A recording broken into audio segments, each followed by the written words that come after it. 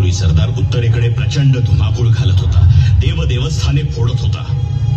त्यामुळे पिसाळलेल्या या जनावराचा बंदोबस्त करण्यासाठी महाराजांनी सरसेनापती प्रतापराव गुजरांना एक पत्र लिहायला घेतलं. राव सरनोबत, तो धर्मद्वेष्टा बहलोल बहुतच बळबळ करीत होता. त्यास धरावे अथवा मारावे? शक्यतो मारावेच.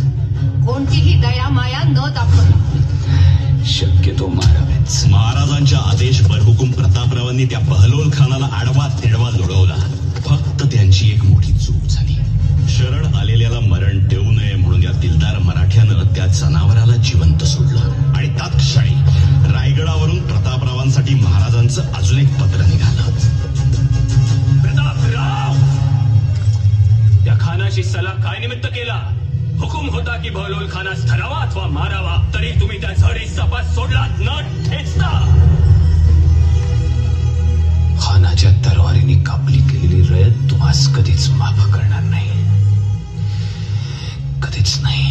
सरनोबत आहात आता तरी सरनोबतासारखे वागा आणि लिहा. याच जबाबदार तुम्ही राव.